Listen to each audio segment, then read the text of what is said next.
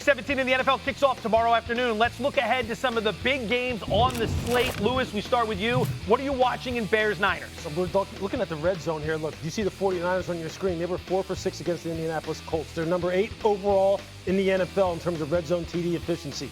Brock can throw it. Christian can run it. They are humming. But the Bears, why did they beat the Packers? They held the Packers 0 for 5 in terms of trips inside the red zone that resulted in touchdowns. They couldn't get it in the end zone. That's what it's going to be about. That's what's going to decide this football game. This is a great matchup this weekend, no question. Graz, Ravens, Packers. What are we watching?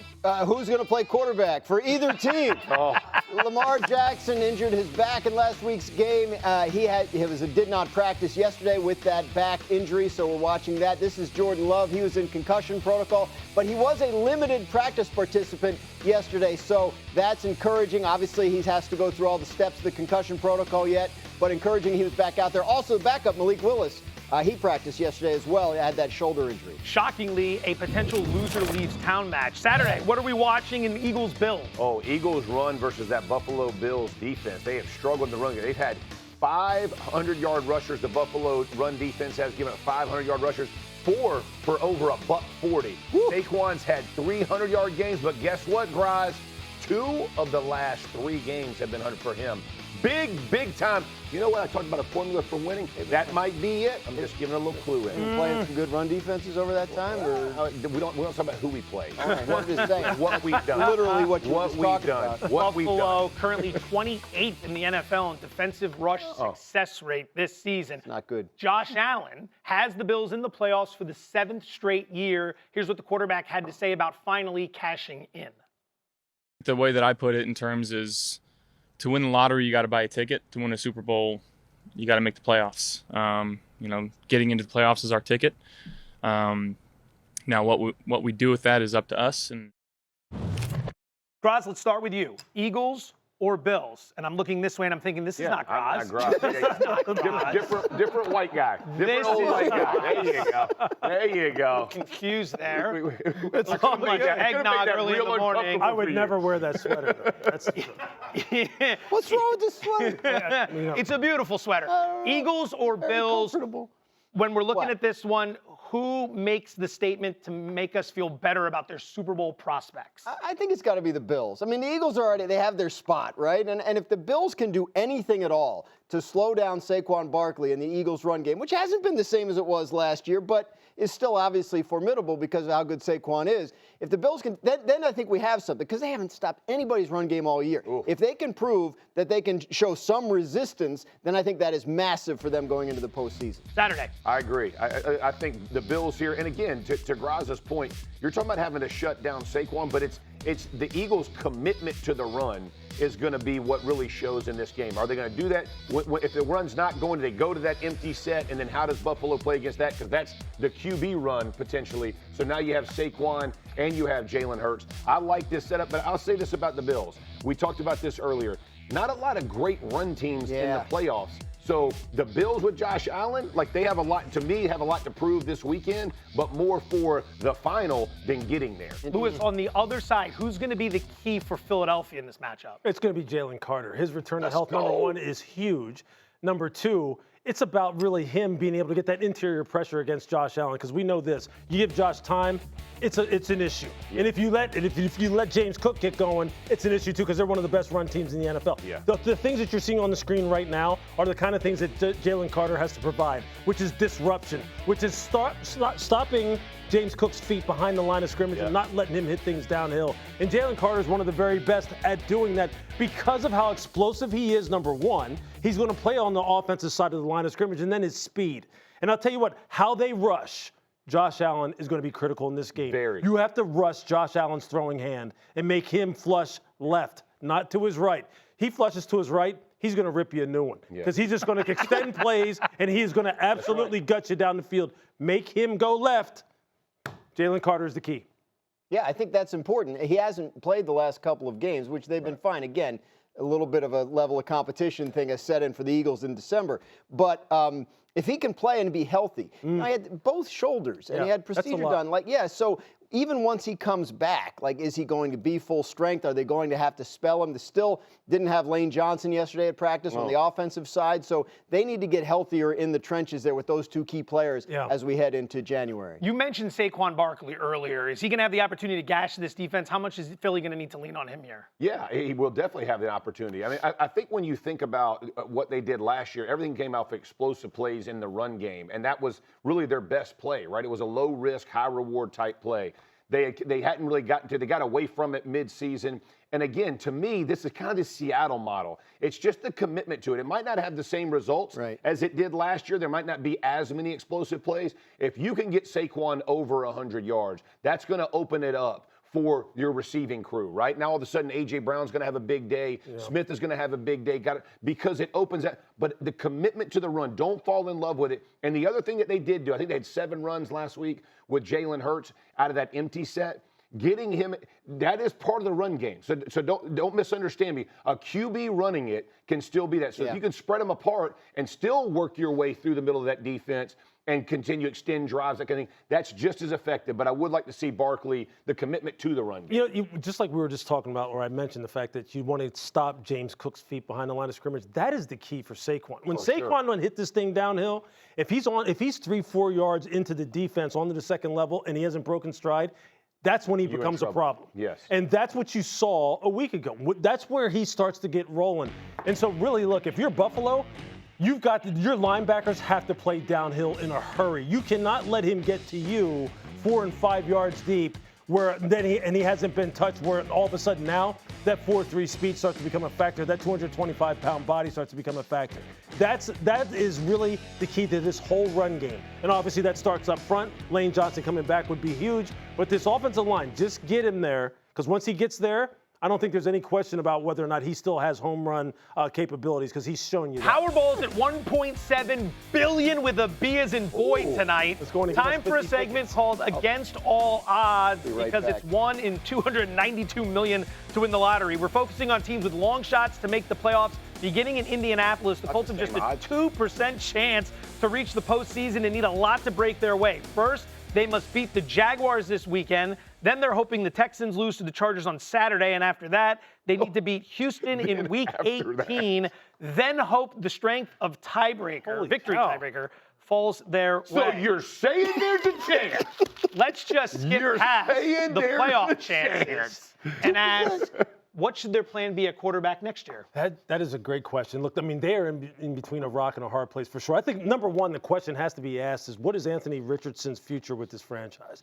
Like, number one, what's his health status? Number two, what's his standing with the coaching staff?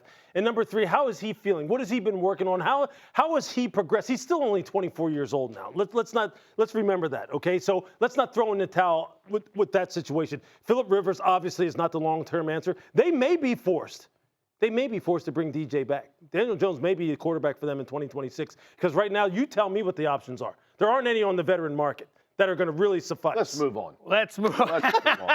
Did a fantastic segment. Let's move on. We'll go to Detroit. After starting the season with a 67% chance to make the playoffs, the Lions are now down to a slim 5%. They need to win their remaining 2 games and hope the Packers lose their final 2 games. Saturday, is the Lions Super Bowl window closing? I hate saying this. I feel like it is. Listen, they're going to have to go find a coordinator. Like, I get the Dan Campbell and the Johnny Morton, or John Morton situation and how that's all worked out. Their O-line didn't play well. Like, the loss of Ben Johnson showed in a big way. I know there was weeks, but you looked at the last few weeks. If you shut down Gibbs, you shut this football team down. That's a problem. It can't be that singular. And again, when your offensive line hasn't played nearly as well as they did the year before, Ben Johnson, I think, had a lot to do with that. Schemes, I think you're seeing it move to Chicago. I am concerned. They got to go find, or Morton's got to figure out a way to breathe some life back into that offense. Johnson leaving Detroit, you've seen that effect with the Lions. Cohen leaving Tampa Bay, you've seen that effect with the Buccaneers. Let's go to Baltimore. The Ravens are down to just a 7% chance to make the playoffs. How many people were picking them to win the Super Bowl? Me. They're going to need to beat the Packers this Saturday, then hope the Browns can upset the Steelers on Sunday, setting up a winner-take-all matchup in Week 18. Graz, Ravens have a big decision on the future of Lamar Jackson Take us through what's next. Yeah, he has 2 years left on his contract. The cap number goes up to $74.5 million next year. He's got $29 million guaranteed out of $51.25 salary. So it's time to do an extension. So the question is, do you just do the extension? That extension likely comes in north of $60 million a year, right? Because that's where Dak Prescott is at the top of the quarterback market, and Lamar's got 2 more MVPs than he does. So do the Ravens extend him automatically? Do they think about what they could get on the trade market and start over? It's a tough situation because you remember how contentious it was last time when he had a contract extension. He's missed games this year with injury, and it's certainly not the first year that's been the case. Yeah, they're in year 8 with Lamar Jackson. I think if you're the Ravens, you're asking yourself, is this program Super Bowl caliber? And if not, do we need to make major changes? And as you've mentioned before, he represents himself. He does. Which compounds the issue a little bit when you're trying to have conversations behind the scenes. Yeah, absolutely. I mean, you can't go through the traditional route and have the agent contact him. You're reliant on Lamar himself to decide it's time to have that conversation. And at this point, to my knowledge, I don't believe that they've had any. So very interesting offseason ahead for the Ravens and Lamar Jackson. Louis, it feels like it's just the tip of the iceberg with this story. Something we're discussing now that's just going to continue into the offseason, possibly all the way up until the draft, possibly into the summer. What do you think the Ravens should do here? Yeah, this is a tough one. Obviously, I think from the team perspective, you're looking at a situation where you're going to want to build in protections for yourself somehow, some way. But that's going to be hard to do when you're dealing with a player who's going to obviously represent himself. You're going to have to rely on the relationship that you built with the player over time to have these kind of productive conversations to where, hey, look, as a team, you're always trying to mitigate risk. You're trying to minimize risk. And with Lamar, the risk is always about his availability, right? That's the number one thing. I don't think anybody really questions his competency as far as playing the game. When he's on the football field and he's healthy, he's one of the most dangerous weapons in the entire NFL. And Eric DeCosta knows this. John Harbaugh knows this. What is their next best alternative if you wound up trading Lamar Jackson? Because if you're trading him, you're starting over. Exactly. You're simply starting over. And there's a lot of pieces on that. Remember now, 5 months ago, a lot of us unanimously sat here and said, this is the best roster in football. Yeah. Right. This is the best roster. So all of a sudden now all of a sudden it's not. Because if you trade him, then what you're saying is we're starting over. Because you're not going to replace him with someone equal to him. Right. That's just going to step in there and pick right up. So I think with him, this is a very touchy situation. And you mentioned that this morning in our meeting. Because one, he represents himself. 2, how do you value him going forward? How do you protect yourself against injury? Like this is going to be one that we will talk about a lot for the next 4 or 5 Jeff, months. what are we thinking here for the Ravens? Are we rebuilding or reloading this offseason? I would reload. I mean, I would go around Lamar. Listen, to go replace a guy like Lamar is very difficult, right? You kind of know what you have in Lamar, and to your point, you have to go get somebody who, if he misses 4 or 5 games, can go win you 4 or 5 games. So you build, again, that's part of building the roster. I do think, and because I thought they were going to go to the Super Bowl this year, right? I picked him early. He hasn't played, even when he was healthy, he hasn't played great. Once he came back from the injury, it hasn't looked the same. So I can totally understand what Graz is saying, but to me, there are few on the planet, 10 tops, that you say we can build a franchise around, right? He's one of the 10. So to reset or restart, you're going, okay, quarterback's not going to be our primary concern. We're going to now build and do it outside of that. It's just a really difficult shift to make once you've built it the way you have. Because you've literally built everything around the style of play, which is different from what other quarterbacks play. Final thought. That's the key. Like, you're not going to replace him with a better player. There is not a better player. But when he's been fully healthy, right? They've been pretty much a division champion, and he's been the MVP. That's right. So, but he hasn't consistently been that. And even in those years, they've been upset in playoff games. But our next stop is Pittsburgh. DK Metcalf will sit out the final 2 games of the regular season after his suspension for violating league policy in an altercation with a fan in Detroit on Sunday was upheld on appeal. Head coach Mike Tomlin addressed the incident and the manner in which he expects his team to respond. He did explain to me why he did what he did, and I certainly don't condone the behavior, but I support DK. From a football perspective, what do you lose if DK is not available specifically this week? One man's misfortune is another man's opportunity. You can waste a lot of time pining for those that you don't have. As a leader, I think it's my job to work and prepare those that I do have. Louis, divisional showdown for Pittsburgh in Cleveland this weekend. How costly is the loss of DK Metcalf for the offense? Oh, it's huge. Look, he is a big outside lane vertical threat. He is a big catch and run threat.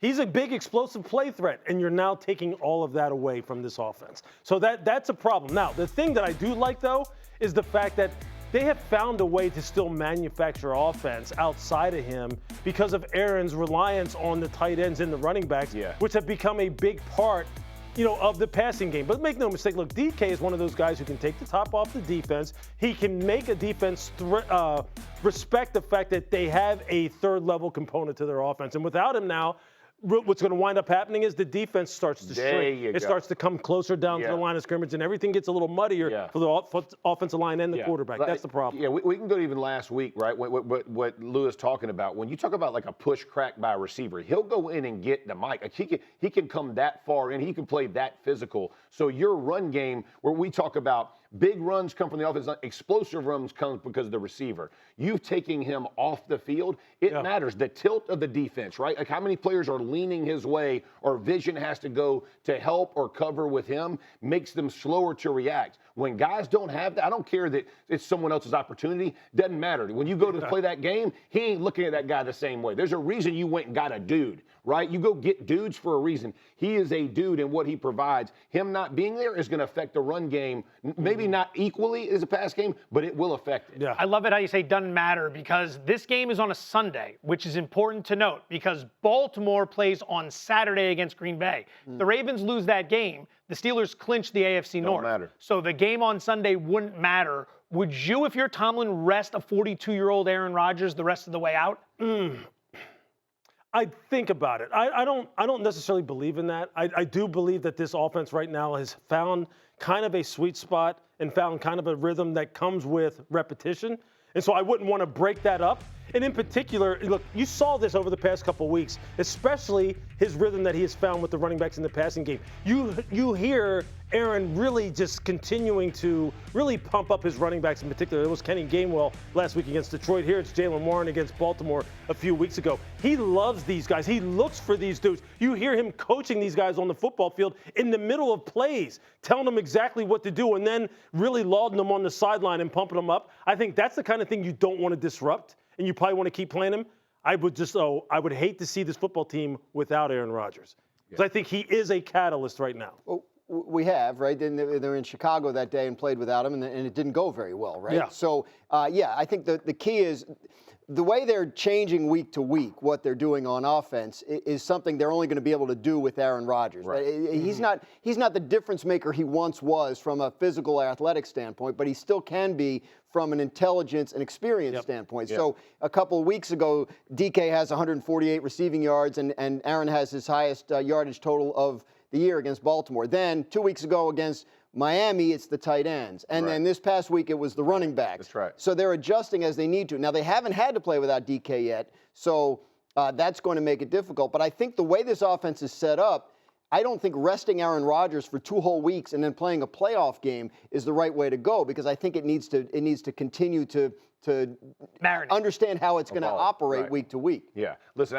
absolutely not. Let me just say this. From a guy who got sacked, do not do it. Like, I'm for real. Like, we play in a rhythm. There's always risk for injury, man. Like we play a game that there's inherent risk. He's no more risky to go play this Saturday or Sunday, whenever they're going to play, or play one of the first playoff game. What you do lose is your rhythm of play. And that does matter in football. When you start to get the feel, and you guys just make great points, whether it's receivers, tight ends, running backs, like that feeling, figuring that out in the game matters. Now, if you want to sit them in the fourth quarter because you got a lead or you'll take 15 plays, I get it. But clean like sits for any of these players, they're not good enough to do that. No one's good enough. Like, respect the game enough to know that you hone your craft week in and week out and go get. I think you do, though, need to be mindful, and I think Mike Tomlin will deliver that message that, hey, look, man, you don't need to take any risks, though. Amen. Okay, the ball's out. Fine. Hey, I mean, no risk. When was the last time? Someone's around you. Ooh, ball's out of there. Hey, man. Let me tell you what Aaron Rodgers don't do. That. He does not do that. Let's let that lie here. With a game we like to call Sound Off. Interesting people saying interesting things. The Cowboys haven't advanced beyond the divisional round of the playoffs since the 1995 season. But Jerry Jones will not let that drought define him. 1 year, you can change the drought. And then you're the latest to have gone to the playoffs or gone to the Super Bowls.